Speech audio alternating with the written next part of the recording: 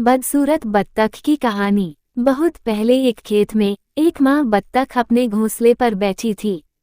मुझे अपने बच्चों के फूटने का कितना इंतजार करना होगा, उसने कहा। मुझे यहाँ अकेले बैठना है और कोई भी मुझसे मिलने नहीं आता।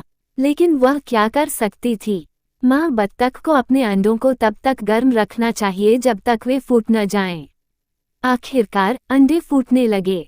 एक एक करके पीले बत्तख के बच्चे अपने खोल से बाहर निकले। उन्होंने अपने पंख हिलाए और कहा, क्वैक क्वैक, तुम सबको देखो। माँ बत्तख ने खुशी से कहा, तुम सभी बहुत प्यारे हो। क्वैक क्वैक, उन्होंने कहा। माँ बत्तख ने कहा, आओ और लाइन में लग जाओ, हम तुम्हारे पहले तैरने के लिए झील पर जाएंगे। उसने गिनती की 1, 2, 3, 4, 5। ओ भगवान, उसने कहा, मेरे पास 6 बत्तख के बच्चे होने चाहिए, लेकिन एक बड़ा अंडा अभी भी घोंसले में था। ठीक है, माँ बत्तख ने कहा, ऐसा लगता है कि उस बड़े अंडे को और समय लगेगा। इसलिए उसे फिर से अपने घोंसले पर बैठना पड़ा और कुछ और इंतजार करना पड़ा। अगले दिन बड़ा अंडा फूटना शुरू हुआ। उसमें से एक छोटा लड़का पक्षी निकला। लेकिन अगर कोई ऐसा कहे तो यह एक अजीब सी चीज थी। ये पक्षी दूसरों से बहुत बड़ा था। वह बिल्कुल भी पीला नहीं था, वह सिर से लेकर पैर तक गहरे भूरे रंग का था और वह अजीब तरह से लड़खड़ाता हुआ चलता था। पीले रंग के बत्तखों में से एक ने इशारा किया। वह क्या है? वह हम में से एक नहीं हो सकता। मैंने कभी इतना बदसूरत बत्तख का बच्चा नहीं देखा। दूसरे ने कहा, तुम ऐसा कैसे कह सकते हो? माँ बत्तख ने सख्त आवाज में कहा, तुम सिर्फ एक दिन के हो। तुम्हारा भाई उसी घोंसले से निकला है जिसमें से तुम निकले थे। अब लाइन में लग जाओ, हम तुम्हारे पहले तैरने के लिए झील पर जाएंगे। फिर भी दूसरे बत्तखों ने आवाज लगाई, बदसूरत बदसूरत बदसूरत। बदसूरत बत्तख का बच्चा नहीं जानता था कि बाकी बत्तखें उस पर क्यों चिल्ला रही थीं। उसने लाइन में सबसे आखिरी स्थान ले लिया। हर पीली बत्तख नदी में कूद गई और मामा बत्तख के पीछे तैरने लगी। जब उसकी बारी आई तो बदसूरत बत्तख भी कूद गई और उसने भी नाव चलाना शुरू कर दिया। कम से कम वह तैर तो सकता है, मामा बत्तख ने खुद से कहा। जब वे पानी से बाहर निकले और खेलने लगे तो बदसूरत बत्तख ने भी अपने भाइयों और बहनों के साथ खेलने की कोशिश की। वे चिल्लाए, चले जाओ, हम तुम्हारे साथ नहीं खेलेंगे। तुम बदसूरत हो और तुम अजीब तरह से चलते हो। जब मामा बत्तख पास होती तो वह उन्हें इस तरह से बात नहीं करने देती। अच्छा बनो, वह डांटती, लेकिन वह हमेशा पास नहीं रहती थी। एक दिन पीले बत्तखों में से एक ने बदसूरत बत्तख से कहा, तुम्हें पता है क्या? अगर तुम यहाँ से चले जाओ तो तुम हम पर बहुत बड़ा उपकार करोगे। वे सभी बड़बड़ाने लगे, बाहर निकलो, बाहर निकलो, बाहर निकलो, वे मुझे यहाँ क्यों नहीं रहने देंगे? बदसूरत बत्तख ने खुद से कहा। उसने अपना सिर नीचे झुका लिया। आह, वे सही कह रहे हैं, मुझे जाना चाहिए। उस रात बदसूरत बत्तख खेत की बाड़ के ऊपर से उड़ी। वह झील के दूसरी तरफ उतरा। वहां उसे 2 वयस्क बत्तखें मिलीं। क्या मैं थोड़ी देर यहाँ रुक सकता हूँ? बदसूरत बत्तख ने कहा, मेरे पास और कोई जगह नहीं है, हमें क्या परवाह है? बत्तखों में से एक ने कहा, बस हमारे रास्ते में मत आना। Woof woof. अचानक एक बड़ा भूखा कुत्ता 2 बत्तखों का पीछा करते हुए तेजी से आया। वे तेजी से हवा में उड़ गए और उनके पंख जमीन पर गिर गए। बेचारा बदसूरत बत्तख डर के मारे जम गया। कुत्ते ने बदसूरत बत्तख को सूंघा और सूंघा, फिर दूर चला गया। मैं इतना बदसूरत हूँ कि बड़ा भूखा कुत्ता भी मुझे नहीं चाहेगा, बदसूरत बत्तख ने अपना सिर नीचे झुकाते हुए कहा। आसमान में अंधेरा छा गया। कड़कड़ाहट, बिजली गिरी, फिर एक बड़ा तूफान आया। आसमान से भारी बारिश होने लगी। कुछ ही पलों में बदसूरत बत्तख पूरी तरह भीग गई। फिर ठंडी हवा चलने लगी। ब्रर, उसने दोनों पंखों को अपनी छाती से सटाते हुए कहा, काश कोई ऐसी जगह होती जहां मैं सूख पाता। अचानक जंगल में दूर एक छोटी सी रोशनी चमकी।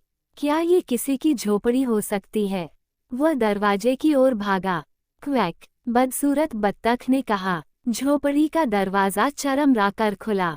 ये सब शोर क्या है? एक बूढ़ी औरत ने दाएं बाएं देखते हुए कहा। उसकी आंखें इतनी अच्छी नहीं थीं। फिर उसने नीचे देखा। इसे देखो, यह एक बत्तख है। उसने बदसूरत बत्तख को उठाया और उसे अपनी झोपड़ी के अंदर छोड़ दिया। तुम यहाँ रह सकते हो, लेकिन केवल तभी जब तुम अंडे दोगे, उसने कहा। एक बिलाव और मुर्गी बदसूरत बत्तख के पास रेंगते हुए आए। तुम अपने आप को क्या समझते हो? यहाँ आकर आग के पास जगह घेर रहे हो, बिलाव ने कहा। चिल्लाओ, मुर्गी ने कहा। मुझे इस झोपड़ी में अंडे देने वाले किसी और की जरूरत नहीं है। इस बारे में चिंता मत करो, बदसूरत बत्तख ने कहा। मैं एक लड़का बत्तख हूँ। तो तुम अभी भी यहाँ क्यों हो? बिलाव ने कहा। क्या तुमने सुना नहीं कि बूढ़ी औरत ने क्या कहा?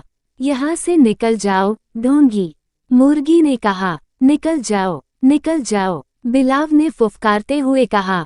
दरवाज़ा अभी भी थोड़ा खुला था, इसलिए हमारा बेचारा बदसूरत बत्तख दरवाजे से बाहर निकल गया और वापस तूफान में चला गया।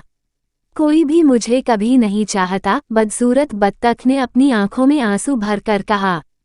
तूफान समाप्त हो गया। जल्द ही उसे एक नई झील मिल गई। पानी में झांकते हुए बदसूरत बत्तख ने बड़े सफेद पक्षियों के झुंड का प्रतिबिंब उड़ते हुए देखा। उसने ऊपर देखा और जो उसने देखा उस पर उसे विश्वास नहीं हुआ। वहां उसके ऊपर सबसे सुंदर पक्षी थे जो उसने कभी देखे थे। उनके लंबे सफेद शरीर और पतली गर्दनें आसमान में सरकती हुई लग रही थीं। वो तब तक देखता रहा जब तक कि आखिरी पक्षी उड़कर नजरों से ओझल नहीं हो गया। वो उस झील पर अकेला रहा और समय बीतता गया। पेड़ों की पत्तियां गहरे लाल और सुनहरे रंग की हो गईं और फिर पत्तियां जमीन पर गिर गईं। सर्दी आई, हर जगह सफेद बर्फ की चादर बिछ गई। ठंडी हवा और काले बादलों ने बदसूरत बत्तख को और भी उदास कर दिया। उसे मछली पकड़ने के लिए ठंडी ठंडी झील में जाना पड़ा, लेकिन तैरना मुश्किल होता जा रहा था। झील बर्फ में बदल रही थी। एक दिन वो बस इतना ही कर सकता था कि पानी को जमने से बचाने के लिए पैडल चलाए और झील में फंस जाए। मैं बहुत थक गया हूँ, उसने पूरी ताकत से पैडल चलाते हुए कहा। बर्फ मोटी होती गई और उसके करीब आ गई। एक पल में दो विशाल हाथों ने उसे उठा लिया। बेचारा, एक किसान ने कहा। उसने बदसूरत बत्तख को अपनी मोटी ऊनी जैकेट के करीब रखा और पक्षी को अपने घर ले गया। गर्म चिमनी कभी इतनी स्वागत योग्य नहीं थी। बाकी सर्दियों के लिए किसान ने बदसूरत बत्तख की देखभाल की। फिर वसंत आया। पेड़ों पर हरियाली की पत्तियां छा गईं। जमीन से छोटे चमकीले फूल उगाए। अब समय आ गया है कि तुम फिर से तैरने के लिए झील पर जाओ, क्योंकि तुम ऐसा करने के लिए पैदा हुए थे, किसान ने कहा। वो बत्तख को वापस झील पर ले गया जहां उसने उसे पाया था और उसे सावधानी से पानी पर बिठाया। हे भगवान, मैं ताकतवर महसूस कर रहा हूँ, युवा पक्षी ने अपने पंख फड़फड़ाते हुए कहा। क्यों, मैंने कभी इतना ताकतवर महसूस नहीं किया जितना अभी महसूस कर रहा हूँ। उसने अपने पीछे शांत छींटे पड़ने की आवाज सुनी और पलटा। उन्हीं खूबसूरत पक्षियों का झुंड जिन्हें उसने पहले आसमान में देखा था, उसके पीछे पानी पर उतरा। चिंता मत करो, उसने उनसे कहा, एक पंख फैलाते हुए। मैं अब जाऊंगा, मैं तुम्हारे लिए परेशानी खड़ी नहीं करूंगा। एक बड़ा मोटा आंसू उसके गाल पर लुढ़क गया। वह दूर जाने के लिए मुड़ा। जब उसने अपनी आंखें खोली तो उसने पानी में उन खूबसूरत सफेद पक्षियों में से एक का प्रतिबिंब देखा। वो उसके इतने करीब क्यों था?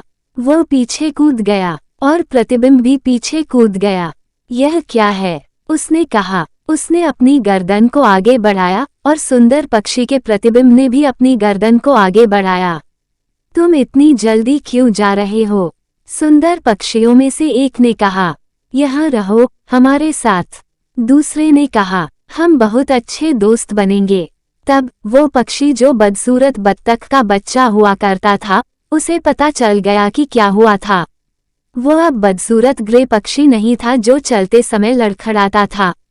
एक क्षण में सभी हंसों ने अपने पंख फड़फड़ाए और आकाश में उड़ गए। हमारे साथ आओ, एक ने वापस बुलाया, अग्रणी बनो। इसलिए उसने अपने पंख तेजी से फड़फड़ाए और पूरे झुंड के सामने अपनी जगह ले ली। उसके सभी नए दोस्तों ने उसके पीछे अपने पंख फड़फड़ाए। कहो, उसने कहा, आकाश में फिसलते हुए और तेजी से आगे बढ़ते हुए।